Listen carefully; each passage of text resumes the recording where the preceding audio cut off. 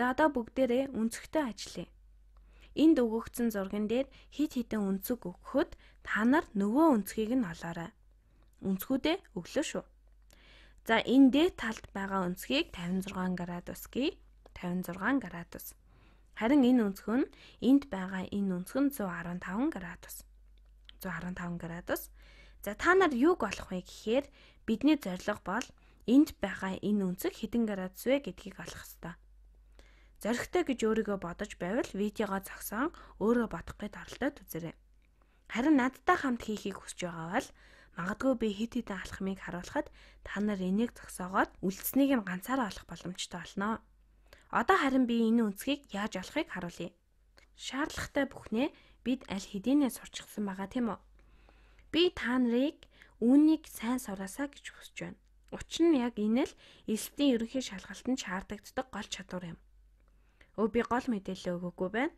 Магадгүй та нар үүнийг бодож чадахгүй гэж хэлэх байх. Тэгэхээр энэ шулуун бас энд байгаа энэ шулуун нь параллель шулуунууд. Энэ болгыг бодохын тулд би та нарт эдгээр шулуунуудыг параллель гэж өгсөн. Параллель. За энэ зурган дээр бид юу хийж чадах вэ? Иймэрхүү жишээ бодох бүртээ эсвэл өнцгтөө ажиллаж байхдаа юм уу? Элсдийн ерөнхий шалгалтын үеэр бид ердөөл өнцөг бүрийг олж явсаар байгаад аажмаар олох өнцгөө гаргаж авдаг. Бид юу олж чадхаа харцгаая. Би цэнхэр ногоон өнгөөр олсон хариу болгоноо тэмдэглээд явнаа. Энэ өнцөг 56 градус гэсэн байгаа тийм үү? Эдгээр шулуунууд нь параллель шулуунууд. Харин энд огтлогч шулуун харагдаж байна. За харцгаая. Энэ өнцгийн харгалзсан өнцг нь аль вэ? Энд байгаа энэ өнцөг тийм ээ? Параллель шулуунууд болон огтлогч шулуунаар үүсгэгдсэн харгалзсан өнцгүүдийн талаар бид юу мэдэх вүлээ? Харгалзсан өнцгүүд тэнцүү учраас энэ өнцөг бол 56 градус. Бид өөр олон зүйл хийж болно. Энэ өнцөг бас 56 градус байна гэдгийг бид тооцож чадна.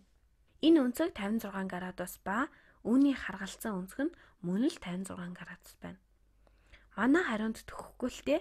Ахаад энэ өнцөг нь 180 градусаас хасах нь 56 градус буюу 124 градус байна шүү дээ.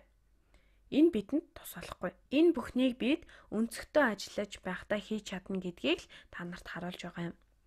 За тэр яг уу эхний алхамд эдгээр өнцгүүд харгалзсан өнцгүүд.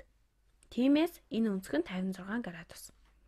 Би энд байгаа энэ өнцгийг олох гээд байгаа шүү дээ. Би гурвалжны энэ өнцгийг мэдээч байгаа. Энэ гурвалжныг хардаа. Хэрвээ бид энэ өнцгийг мэдээж байсан бол та нар энэ өнцгийг олж чадах уу? Энэ чинь 115 градусын хамар өнцөг байна штэ. Тэгэхээр ногооноор тэмдэглэсэн өнцөг дээр хөхөр тэмдэглэснийг нэмбэл 180 градустай тэнцүү. Иймээс энэ нь 180 градусаас хасах нь 115 градус байна. Тэгэхээр хэд вэ?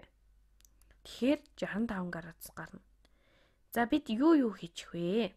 Эдгээр нь параллель шулуунууд. Тэгэхээр харгалзсан өнцгүүд тэнцүү. Тиймээс энэ 56 градус нь энэ 56 градустай тэнцүү. Тэгээд энэ ногоон өнцөг, энэ хөхөнгийн өнцгүүд, хамар өнцгүүд. Тэгэхээр нийлбэр нь 180 градус байх ёстой. Тэгэхээр энэ нь 115 градус. Харин энэ нь 65 градус. 180 ба 115 градусын ялгуур шүү дээ. Хаашаа явж байгааг минь та нар харж байгаа хаа. Ингээд бид гурвалжны хоёр өнцгийг мэдээд авлаа. Гурвалжны хоёр өнцг нь мэдэгдэж байвал гурав дахьыг нь яаж олох вэ? Гурвалжны өнцгүүдийн нийлбэр нь 180 градус байдаг тийм үү? Үнийг x гээ.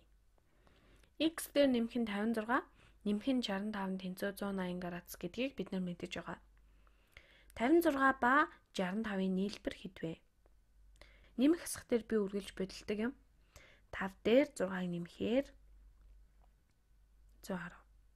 Харин 121 гэж бодож байна. X дээр нэмэх нь 121-ийг тэнцүү 180.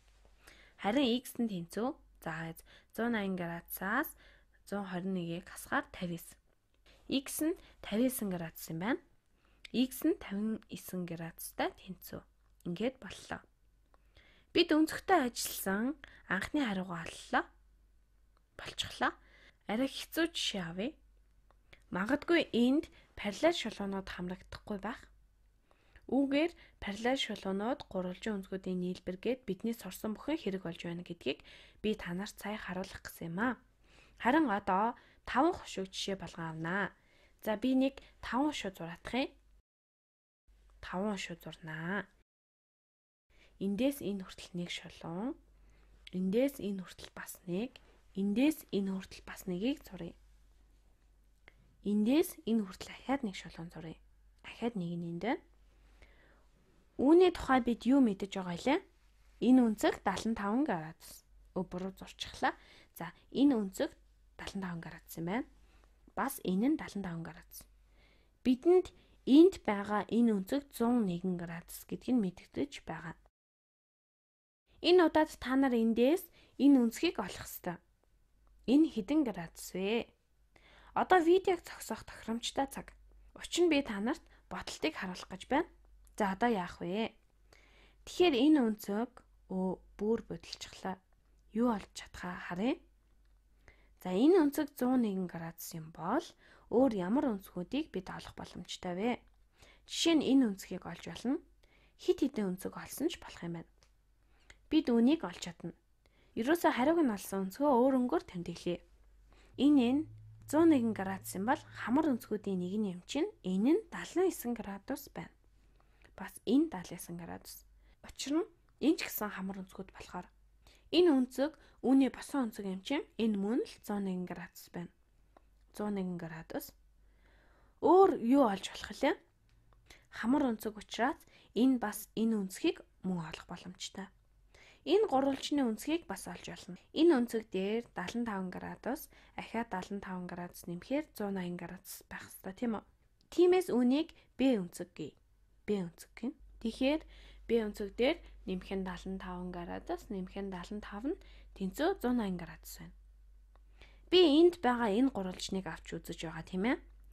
Ингээд энэ өнцгийг оллоо. Одоо шараар тэмдэглэсэн өнцгийг олоход бэлэн болсон гэвэл та нар итгэх үү? Та нарт илэрхий биш байж болох юм. Та нар бодлогондоо тохирсон гурвалжинг олж харж чадах ёстой. Эсвэлтийн ерөнхий шалгалтанд иймэрхүү юмыг дандаа шалгаж байдаг юм. Иймээс чамайг ингэж шалгаад байгаа хэрэг. Ялимгүй санаа өгье. Энэ гурвалжинг хартаа тохирох өнгөөр нь зурсангүй улаанаар зуръя. Тэгвэл сайн ялгарч харагдана. Энэ гурвалжинг хартаа эдгээр бодлогуудын хамгийн хэцүү нь тохирох гурвалжингаа олж харах. Олоод харчихвал би хариуг нь гаргачих чадна шүү дээ. Энд байгаа энэ гурвалжинг хартаа бид энэ өнцгийг 101 градус гэж мэднэ. Бас энэ